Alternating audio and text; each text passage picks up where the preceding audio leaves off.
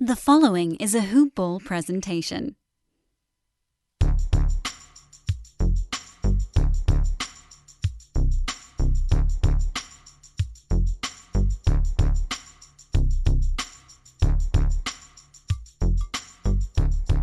Hello, and welcome to the Hoop Ball DFS Today podcast.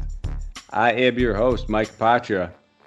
And, you're not normally used to hearing me on Monday, but I'm joined by my good buddy, stealing Santino's spot over here, Will Harris. Really excited to do a show with Will because it feels like we're joining forces over here, Will. It's, we have a joint interest, and that is, we both can just sit here and roast Santino and just enjoy our life. And I couldn't think of a better podcast mate to have than you on this kind of show when he can't defend himself. How you doing, man? I'm doing great, Mike. Great to be with you. And you're exactly right. Santino is in for it. I don't know what he was thinking taking off Monday, but he's gonna feel it. And that's it. It's a lesson learned. Next time, and I got to give him a little credit. He covered for me over the weekend, so I'm working for him for tonight. But maybe next time he won't be so keen to give me it, but it won't be too long. I guess that's the glass half full approach right there. Will, is that we won't be able to flame him for like a 10 game slate. It's maybe three is what we're gonna say at this point, but. Nonetheless, we have some action in store for us. But before we jump into anything, quick shout out to our presenting sponsor, MyBookie.ag. People always ask me where I bet, and I say, listen, I go to MyBookie.ag. They are the absolutely most reputable site out there. They have the best customer service. They are the only place I trust to handle all my NBA-related bets. And now with the Super Bowl coming up, they are the one site that I will be giving all of my Super Bowl bets to as well. And believe me, Super Bowl is the most popular, most bet on event of the entire season. So if you're going to go anywhere, go to mybookie.ag. And when you head over there, use that promo code HoopBall, HOOPBALL. You will get a 50% deposit match on up to $1,000. So listen, put in $500 right now, you'll get $250 free dollars. You might as well. Just check it out, guys. Free money. You put in $1,000, you get $500 for free. If you use that promo code HoopBall when you sign up, that's HOOPBALL. After that, guys, while you're online, open up another tab. Maybe it's for you. Maybe it's for someone else. Maybe it's for a friend, significant other, whoever it is.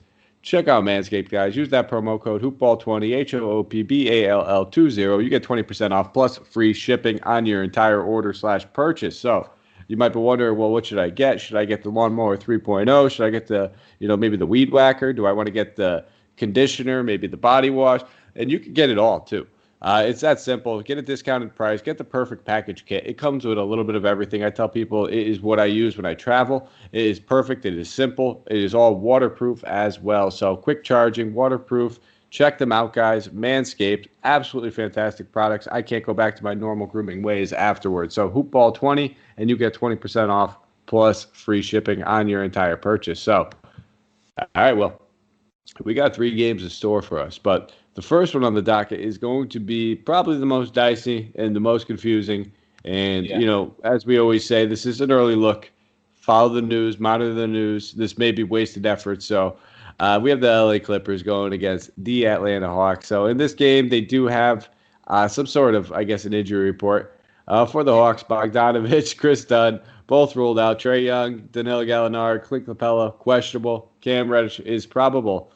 As the Clippers, if you guys have been following, or if this is the first time, they have been dealing with some COVID issues, contract tracing. They're in health protocols and safety. So Patrick Beverley, Paul George, Kawhi Leonard have already all been ruled out, all of their studs. By that, I guess we could exclude Patrick Beverley from the stud category in that. But and it wouldn't be surprising if we find out tomorrow morning, due to the tracing, that there might have to be a few more bodies that end up sitting. So this is a game that we're definitely going to have to monitor. Wouldn't surprise me if it doesn't tip off. It's the first game of the night, so that's the positive, so we will know. But with the news that we already have, I guess that's the way that we're going to break this down. So as of right now, Will, we know that there's no Leonard, we know that there's no George, and we know that there's no Beverly. So how are we approaching this? Yeah, it's definitely approaching with precaution, but, it's a lot of sneaky value in this game, without George and Leonard and even Beverly. George and Leonard combined for 50 actual game points a game. So someone's going to have to make those points up. And, your first person that comes to mind is Lou Will. He's been, having a little injury problems, but he's back, and when the big guys are out, Lou Will is instant offense. So he can get you some points, he probably won't get you too many other stats though. So he's just someone to consider. I would say he's probably guaranteed to get 20 points, actual game points in that game. But the biggest sleeper for me probably is, Lou Will is at 5,800, so that's why it's a little bit, iffy. But biggest sleeper for me is probably Terrence Mann. When he gets minutes, which is rare. Last game he got 30 minutes. He put up 31 DraftKings points. He's a great young talent, and he's only at 4,400. And I think with Kawhi and PG out, Terrence Mann is a great sleeper for the Clippers. What were you about to say, Mike? No, I was right there. And when you hit on the price tags, I think that's the thing. These guys are priced up. They got to the price tags early enough. A lot of this value play, a lot of these guys that we're going to see draw this high usage are priced up appropriately. So, while they're great plays, we're not getting that great value that we were hoping for or expecting necessarily. So, you touched on Terrence Mann. I think, depending on game script, I think he's a great play regardless. He's going to get at least 18 to 20 minutes no matter what. The game gets out of hand, early, which it very well could if we see a lot of these Atlanta guys play. Mann's going to be a guy that should play significant minutes, maybe 24, 25. Great point per minute point guard. So I don't mind looking at Mann. Lou Williams, you touched on it, that instant offense. We're going to need some of this usage. We're going to need some guys to score the ball. Between Lou Will, Batum, I also like Marcus Morris. I think him at 4,700 would probably be one of my favorite cash plays out of the bunch just because of the price. But I think all three of those guys are very much in play. I'm expecting a ton of usage from them. Reggie Jackson at 68, not somebody I would normally look at that price tag. On a 3-game slate, I don't love it. We have other point guard options that we're probably going to rather play than him. But, the matchup, if he draws it against Trae Young, it's a good one. So it's there. I don't want to stare people off. I would probably say GPPs only. But we'll slide over to the Atlanta side of the ball. These guys, a couple of them questionable. We talked about Capella. We talked about Trae Young. They sat out that last one. I'm kind of expecting Capella to play in this one. A guy can't just go off ripping off a monster streak like he just did. It seemed like he sat through to rest purposes. Like he was literally lighting the court on fire at that point. So they gave him a night off. I expect Capella to play. If this game plays, Trae Young is the guy that I think we're gonna have to monitor a little bit more. But why don't you touch on some of the guys that you're looking at? I guess in general, Trae Young may play, he may not play. I think we know what to look at if he doesn't play. But if he's in there, is he somebody that you're looking at in this 3-game slate at 9,100? 9,100, you never want to pay that much. But when you got Trae Young, he's pretty much guaranteed to get you close to 50 DraftKings points. But I always feel it really risky when someone has a Q beside their name. So I want to make sure they're healthy before I pay up for someone at that price. And same for Capella. I mean, he should play. It's his hand. It's not like his knee or his foot like it's normally been. So he would, he's been killing it lately at 9,400. But you want to make sure he's going to play. If he didn't play, then the rookie is who you want to look at. What's the last name? Okoro? Okongwu. Yeah, Okongwu. Yeah. I try not to say it either. You know what? We get some criticism for butchering some names, and I'm mostly going to take we'll take the scapegoat here. It's Santino. Let's be frank here, guys. The guy doesn't get the name butcher for nickname for no reason. Onyeka Okongwu. I think is how you pronounce it. But I might hear some criticism on Twitter, and if I do, give it to me. I deserve it. I got to get these guys' names right, and sometimes with the rookies, it might take a little longer than normal. And there isn't a Okoro, so yeah. And he's a center also, but I think he could be a sneaky play. But if the best play probably would be Rondo. I mean, he's been playing very well lately. Last 2 games, averaging around 27 DraftKings points. If Trae Young does play, it's a lot of ifs in this game. I like Reddish too, but then once again, he's probable. He should play, and his last game on the 24th, I expected big numbers from him, but it was all Hunter putting up all the minutes. So Hunter at 6,200 is probably the safest bet. I love his price. He's just been shooting lights out all season long, man. It's just you expect it to drop off at some point, and it just doesn't feel like it is. And whenever there's a guy that's just hot like that, and I'm waiting for the drop off. I don't think he can realistically keep this kind of shooting percentage up. It kind of seems unsustainable, but he'll probably prove me wrong for at least 2 or 3 more games, and I'll just bite the bullet on that one. I'm with you though. If there's no Trae Young, or let's say either Trae Young or Capella sits, John Collins 7,600. There's really nobody that can defend him, and he's gonna have to get a ton of usage. So I don't mind him, and I wouldn't mind looking at on the wings. If I'm looking anywhere on the wing though, Rondo, great play. Obviously, if there is no Trae Young, it would probably be Werder. Eventually, this guy's going to get his steam going and being due for about a 30 to 35 point game, 5,600. I don't mind that price tag, but it's a crapshoot if this one even tips off. We have to keep our eyes on that though. But we'll move on to the next one. Washington traveling to Houston. Second game of the night. This game will take place 8 p.m. Eastern Standard Time. For the Rockets, Dante Exum out. Christian Wood doubtful. For the Wizards, Denny Avdija out. Davis Bertans is out. Troy Brown Jr. out. Thomas Bryant and Rui Hachimura out. Roland Neto is questionable. And then we have Ish Smith ruled out. So this Washington team, we saw Westbrook come back. He was playing in a limited fashion. I expect him to probably see some sort of minutes limit again. Played about 25 minutes in that last one. It might get bumped up to 28 to 30 is probably what they'll say. 9,600, though, it's a limited slate. It's Russell Westbrook. I'm not going to say don't play him. I prefer Beal over him in this matchup for only $300 more. That's probably where I'll go. But they're both, I think, solid plays. Westbrook can easily triple-double in 28 or 30 minutes. But give me the guy that I know that can play 38 or 40 and is probably maybe a tad under and a point per minute producer. Outside of him, I'm not really looking at anybody in the front court. I don't mind going back to some Jerome Robinson, though. I had a couple shares of him in the last slate. Not enough. I wish I had more. I was a little hesitant. But if these guys continue to be out and the 30-plus minute role is in his waking, 4K is a plenty good price tag for him. What are you looking at over here on this Wizards team? Yeah, I love Jerome Robinson at 4,000. If you want to be real sneaky, you can look at Garrison Matthews. He's putting up minutes also, good points also, averaging around, 26 or so DraftKings points. It just depends on the minutes, and they are getting the minutes right now with Atia out. And Rui is out. So, once again, a lot of players out in this lineup. Robin Lopez, you can even look at him. Not too bad of a price at 4,900. So it's some interesting slates, but I definitely love Beal. He's one of the high price guys that I would be comfortable with playing. And like you said, Westbrook with the limited minutes he's going to be on, I wouldn't trust it at 9,600. All right. Well, it's funny. It's funny you're looking at this slate and you see John Wall and you just instantly think Wizards John Wall. He's got the Wizards jersey on. We're gonna jump to that too because that's something that could be a little interesting. This game it doesn't have that same. And I was doing a show last night with Brett, and he doesn't buy into the revenge narratives as much and things like that. I do I follow a lot of sports. I do a lot of DFS.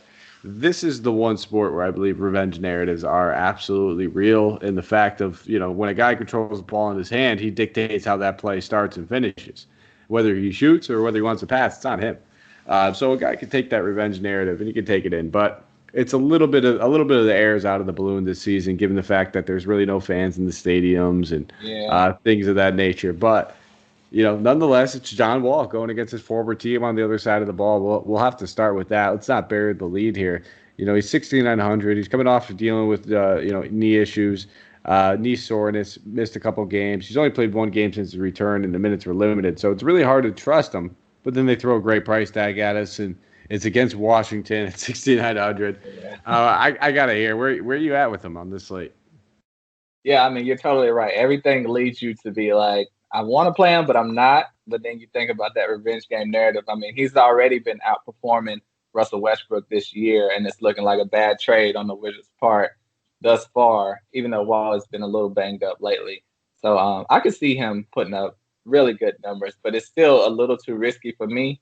The main guy I would only trust on the Rockets is Demarcus Cousins. That's if Christian Wood does sit out, because his last 2 games when he's been getting big minutes, he's been balling. 36 DraftKings points, on the 22nd against Detroit and 58 DraftKings points against the Mavericks. So he should have that same easy slate. He'll be going against Alex Len in this game, and that's no matchup for him. So it's good to see him playing a lot better. And that 6,000, that's not too much nothing. At all. We'll eat that, man. Yeah, we'll eat Cousins. Anytime we know this guy's getting the minutes, man, we'll play him.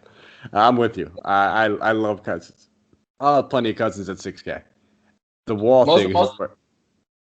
Most other guys on the Rockets are just so up and down. Like, you think you could trust Jason Tate because the game before he had a great game, breakout game. I was like, okay, he's gonna earn minutes from now on to the future. And then the next game, he only played 20 minutes, only got 10 DraftKings points. So, and then same for Nwaba, up and down. The rest of the guys are just too up and down for me on the Rockets. What do you think about that? Yeah, and I think Daniel House I think is expected to be available for this game. So him making his return is going to kind of clog up a little bit of that rotation when we see Tate and Nwaba, their minutes especially. Don't expect him to impact Gordon, Wall, or Oladipo too much. So I'll probably stay away from all three of those guys, just knowing that House is back. I'd just rather not touch it. The whole Wall thing, keep in mind, we might get the news that there's no restrictions or anything like that. And if that's the case, fire him up. Absolutely. I think that's a great price tag for him. If we hear he's playing anything like 26 to 30, I think I'm playing him. On a 3-game slate, I think that's a rock solid price tag, and the narrative's like a cherry on top for me. Take the narrative out of it. If it's John Wall going against a team that plays little to no defense and at a fast pace at 6,900 playing 28 minutes, I like that. I'm cool with that. So the narrative's a little cherry on top. Let me ask you a question. Yep. Okay, so you got the extra 1,000 laying around. Would you rather Oladipo at 7,900 or John Wall at 6,900? Because they both qualify point guard. Absolutely, and I was hoping you'd ask that. No, it's a tough one. So on any other slate, I would just say John Wall. If there are no restrictions, I'm taking John Wall regardless. No restrictions, I'm taking John Wall. If I think John in this kind of scenario, in this kind of game script, I think so. Yes. Just because I think John Wall, there's always that narrative where you got traded. He's going against the guy he was trading for. Sometimes you see a power forward traded for a point guard, and those two guys are never going to face off. These two guys are going to match heads up. And the hilarious part is that they're both probably going to be on some sort of restriction. That's the unfortunate part. So they'll match up with 2.5 to 3 quarters. That might be it though. But yeah, I think just because of that narrative, John Wall is a narrative-driven guy, and I imagine Boogie is going to help him get to where he wants to get to in this game. These two guys being best friends, being two guys, and Wall lobbied to try to get Boogie over in Washington for several years. So now it's like, hey, you know what? They didn't want us to play together there. Let's show them what we could have done. Smack them in the mouth a little bit. They have a great matchup to do so. So it's risky. Don't trust him in cash. Don't play John Wall in cash. It's that simple. But in GPPs, he's there for me. So it's really just going to be John Wall for me. It's going to be some Boogie Cousins. Everybody else I think is priced appropriately, and I will take a pass. On to the last game, though, Will. We're cruising through this. We knew it wasn't going to be a long one. Let's be real. 3 games, like 2.5 maybe. New York Knicks traveling to Utah. Take on the Jazz. For the Knicks, Reggie Bullock, he is out. Frank Ntilikina is probable. Austin Rivers is probable. For the Jazz, Derek Favors probable. Trent Forrest and Elijah Hughes have been ruled out. So, strangely enough, this is the only game that we actually do have a total for on the night. 212, 11-point spread, favored for the Jazz. Jazz favored by 11 in this one. Not expected to be close, but, this Knicks team, they've proven that they can be scrappy. And they generally hang in the games that they're not supposed to. So it wouldn't shock me if this one, if I'm a betting man, I would probably take the Knicks if I'm getting 11 on them. But I'll pass it over to you. Yeah. We'll start with this Knicks side of the ball. What are you looking at? Well, you got Julius Randle. I mean, he's been playing like an all-star all year. And 9,700, you just have to see if you can fit him in your lineup. But he's pretty much guaranteed to get you close to 50 DraftKings points. RJ Barrett, he was having a great season for the most part. But he's still showing, as in last game where he got 16 DraftKings points, that he could be inconsistent. But this is his best year by far, and I think he would bounce back this game because they are going to need him. But they do have a lot of shooting guards right now because Alex Burke is back also, and he's been playing well, all season. And the big question mark, if you want to be really, go out on a limb is Emmanuel Quickly, the rookie for the Knicks. I love his talent. It's just a matter of minutes that Tibbs is going to give him. When he gets the minutes, he's productive. But in a close game, sometimes when it's great defense, he doesn't want any turnovers. He's not going to play Quickly as many minutes as he should, because he's been showing that he's the future of the team, not Elfrid Payton. But it's all about Tibbs right now. So I don't know if you want to be risky and pay that 5,200 for Quickly, who can get you 40 DraftKings points, or he can get you 15 DraftKings points. What do you think about that? Yeah, listen. I've been to the Quickly horn for quite some time. I think this kid's a real excellent talent. I think he's very. I think I described him as very like Malcolm Brogdon-ish. When he just looks very polished coming in. A guy that went a little later than he probably should have. Very NBA ready, very good on both ends of the ball. He's going to have his little struggles along the way. Right. But at 5,200, as much as I love this kid, as much as I think he's going to be the starter at some point this season, I don't think it's going to be today. I don't think that's the case. So at 5,200, give me Elfrid Payton for $500 more. I don't think either one of these guys are going to be one of my top options of guys I'm playing. It's a 3-game slate. But I do think I'll play Payton. I'll probably end up fading Quickly. I hope people just chase that. It's not an easy matchup either way. I'm sure they will. Yeah, and I don't, and that's the thing. You got to just kind of, interpret, like, why did this guy have such a big game? Well, he was hot, and that's what Tibbs said. And if you read between the lines, Tibbs kind of said, Elfrid Payton's still our starting point guard. As of now, I'm going to go with the hot hand approach. Whoever's going to close the game Quickly plays better defense than Payton, so that kind of gives him a little edge to close games a little bit more. But if they're winning a game with Elfrid Payton playing well, they're not just going to put Quickly in and play him 25 to 30 minutes or anything like that. So do I expect them to win this game? No. So maybe if you're going by a game script scenario, I do expect them to keep it closer than an 11-point spread. I don't expect them to win it. But if they can keep it within the spread, I think Payton's the guy you want to look at. If you think this game just gets absolutely out of hand, then Quickly makes sense. Outside of those two guys, Randall, 9,700. It's definitely not an easy matchup when he's thinking about half of Randall's work is inside the paint. But I'm also not scared off. We have to spend our money somehow on this slate. I already told you I wanted to spend up on Beal. Randall makes sense too. I prefer Beal over Randall, but Randall also cooked Utah for almost 60 DK points early in the season already, so he's not completely ruled out nonetheless. And then if we're going to need a little bit of value at some point on this slate, so if you're dumpster diving, you wanted to look for some value. If you want to look at a guy like Nerlens Noel, I wouldn't mind it at 3,600. He's usually playing right around that low 20s minutes, getting around 20 DK points. We're talking about a matchup against Gobert. It's a tough matchup for anybody. Mitchell Robinson could find himself in a little bit of trouble at some point. So that is it for me on the Knicks. Did I mention Burks too? Burks, fantastic play. I didn't touch on him. Minutes should keep rising. He's going to be a high usage guy in this offense. Gets his former team. So. Especially with Bullock out. Well, yep. He's questionable, but I think Bullock, yeah. They are saying now that Bullock is out. So, yeah, that should help Burks. And it should help RJ Barrett, too, if you want to go 6,600 for Barrett. Can't do it. I can't. And listen, I like Barrett's game. I especially like Flamin' Santino, knowing the fact that in our season-long league he traded him for Al Horford. How's that going for you, bud? Nonetheless, I try to pick my matchups with Barrett, and I hit him on the Kings. I got him a little bit right on there. I missed out on the 40-point games. Utah, listen, he's going to have to play an impact. He's a very contrarian play. If you're looking at him in tournaments, do I trust him in cash? No. For the cash games, looking at guys like Burks, maybe like a Noel if you need the value. Those two guys I think make great cash plays. Randall, you can play in either or as well. Makes a little bit more sense in tournament, and I think. Payton, he's just contrarian. I don't think people are going to be all over Quickly, but he definitely should draw some ownership. That price jump might scare people away, but looking on the other side. One more question for you. No, hit me with it. I mean, we got a short podcast anyway, man. It's only 20-something minutes right now.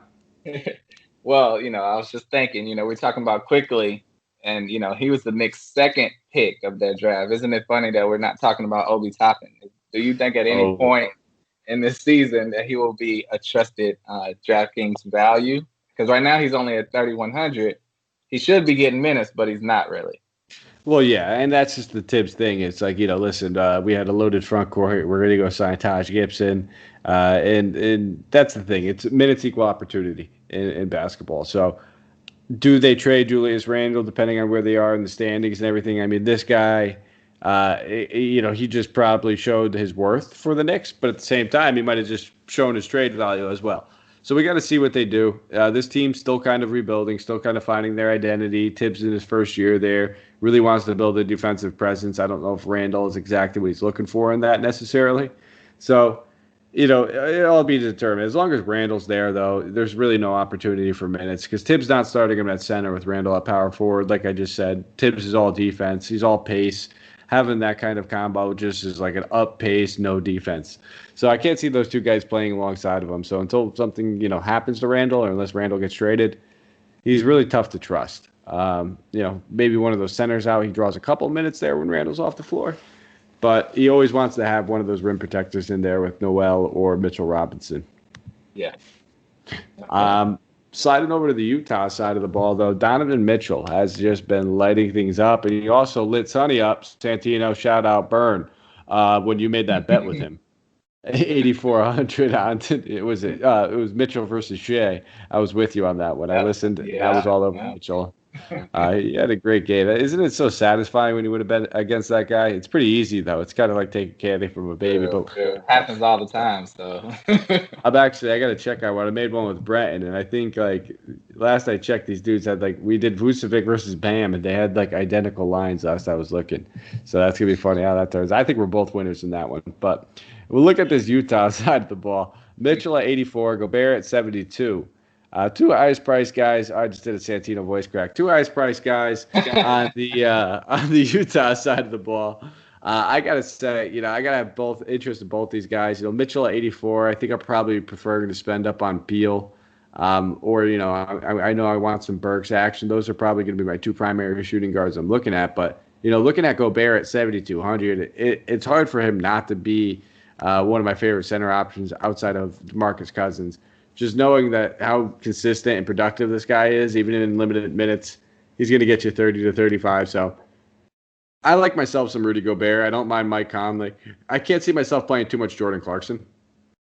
Just with Joe Ingles back now, we're kind of seeing that usage and the ball handling responsibility dwindle just a little bit.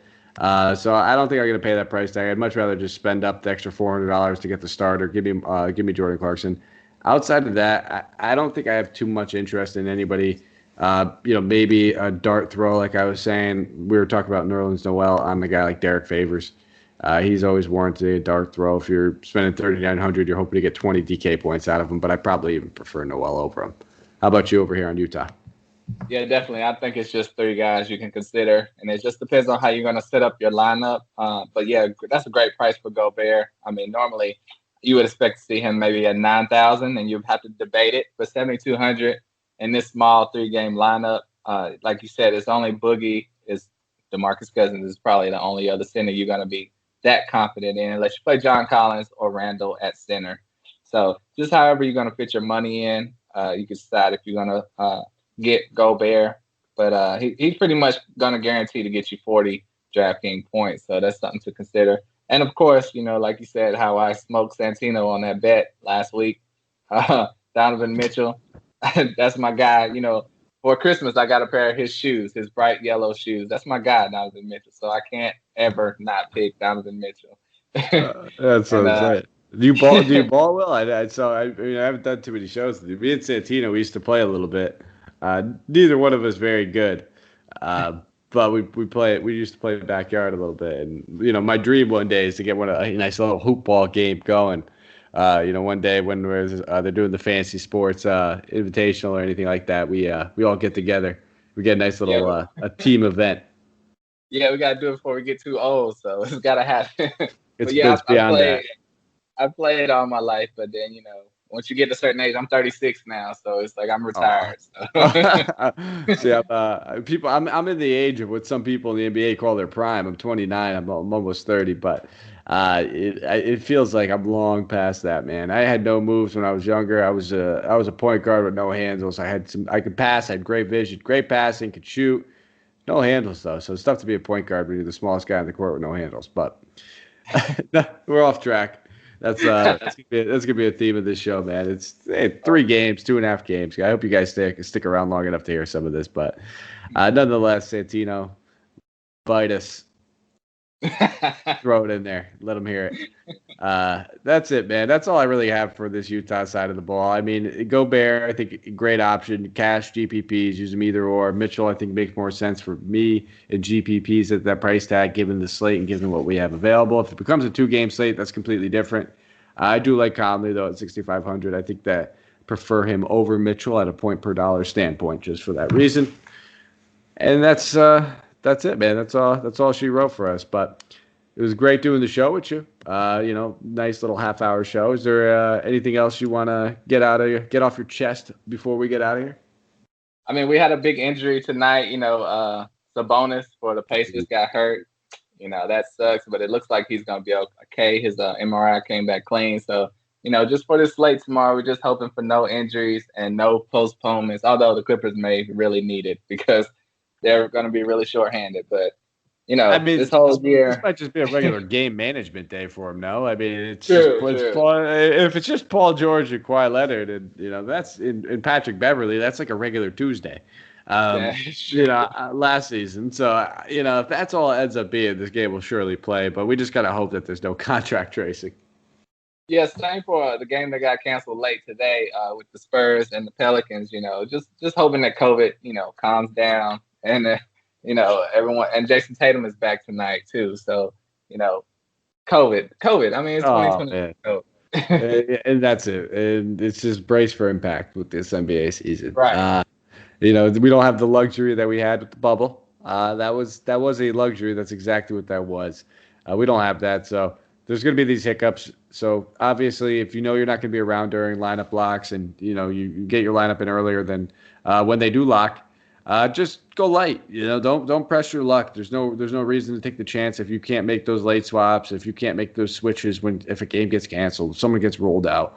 It's just not worth it. Either take the day off, go extremely light if you just want to get some action. You really need to monitor the news more than anybody, and that's your best edge right now, being able to do those late swaps. So like I always say, make sure the guys that are playing in the earlier games are at the top of your lineup, and the guys that are playing in your later games are at the bottom. That way, when you want to make a late swap, you have more position eligibility, you have more flexibility to mess with in the utility forward and guard position as opposed to your standard 1 through 5. So, make the right moves, take advantage of the people that don't know what they're doing, get that edge. That's the least you can do. And if you're on top of this news and this information, you'll be successful. It may not be every single night, but just obviously, make sure you're playing the right lineups, the right way, the right contests, 50-50s, less chances, GPPs, you got to take your shots, single entries, play smart. But we're always here for you guys. And if you want to get us a little bit more, go over there, get that DFS pass, guys. Check it out. It's $1.99 per month, and you get access to the Discord, which we are in every single night, right before lineups lock. Between 6 and 7, we are guaranteed in there. We float around in there pretty much all through the night. Several pros.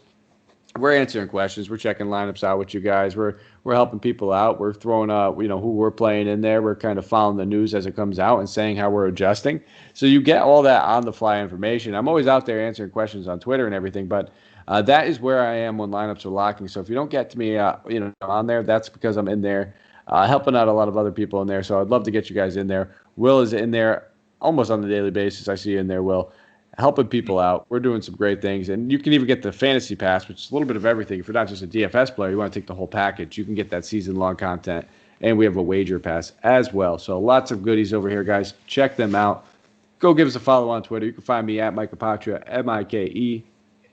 MikeApotria. We'll let the good people know where they can find you.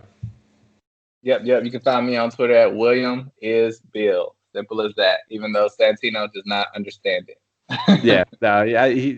Simple things to Santino, he struggles with them. He's a very smart kid, but simple things not the easiest for him. He's a simple man. He's gonna kill us. Oh yeah, I can't wait. This will be the show that he probably listens to 3 times. He's gonna take notes, and it's gonna be like the Billy Madison scene where it's he's got his list and he's crossing people off. Now we just got added to Santino's list, man. It's not a good thing, I don't think. No, I'll get over it. I'm sure I'll get my due time. Next show I do with him Wednesday, I'll probably hear plenty. But that is all we have for you guys. Thank you for listening. We'll be back tomorrow. I get the night off, but Santino will be back. He'll be handling things. He'll be getting his roasting back on, me and Will, get his payback. Let's go out there, guys. Let's crush some GPPs. Let's crush some cash games. Let's take home some money. Right.